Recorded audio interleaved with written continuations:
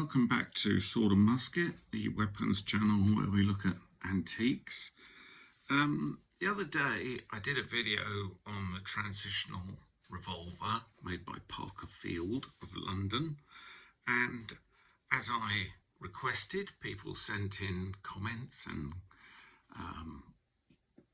observations. Someone asked me, was the revolver broken or self-cocking? And I realised that maybe my demonstration of its functionality was not exactly tip-top or very clear. So I said that I would pop up another explanation of what was going on. Now, these revolvers are also known as long spur revolvers. That's one description, and what they're referring to is this cocking piece on the hammer. This part here is the spur. It's checkered, it's still got a little bit of bite, and it catches your finger. So this weapon is not double action. That's what I want to stress. It's not double action. It is, in fact, obviously single action. And that occurs by, and this is specifically for the gentleman that asked the question, if we pull that to the first position, we're locked up.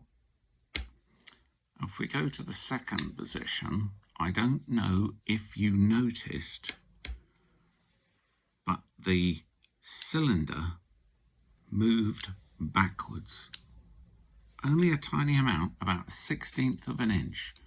So I'll show you that again up close. I can't do any fancy graphics to demonstrate this, but this is purely with the actual weapon in hand. So first click, still locked up, won't move. Second click. Now look at it. It moved away. It moved backwards.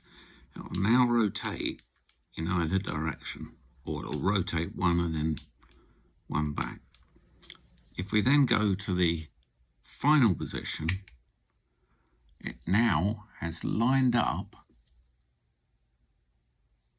the next percussion nipple, and it is still a 1/16 back. If you can see the gap between the cylinder and the barrel, you can see the reflection of my shiny bald head through there. That is the gap. Now, what happens when you actually pull the trigger is a further step of amazing Victorian ingenuity, and I'm going to have to pull the hammer back and then explain it I'm going to have to pull the trigger and then explain it in slow motion, but watch that gap. As I pull the trigger, it moves forward.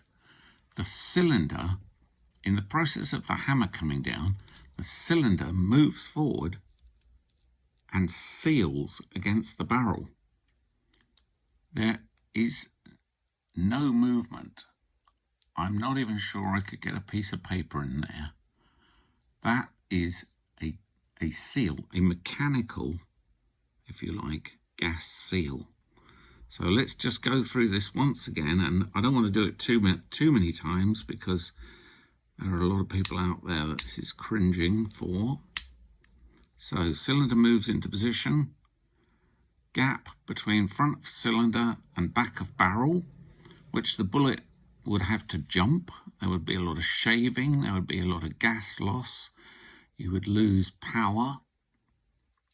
When we pull the trigger, get this in the right angle, there we go, gap. Now it's not just the hammer slamming down that does that. That is part of the mechanism. It's pushed forward onto the barrel. So it isn't broken, it might have just been a little bit of an unclear explanation, but here we go again. Into position, forward, seals. So, little amendum to the transitional revolver, showing you that not only is it incredibly beautiful with its case colour hardening, but it is mechanically advanced. Hope that answers your question. Hope you see this video. Let me know, and more will follow. Thanks for watching by Sword and Musket. Click like or subscribe to watch more videos, and visit the website at www.buyswordandmusket at, that's wrong, sorry, get my addresses right, www.buyswordandmusket.co.uk. Thanks for listening.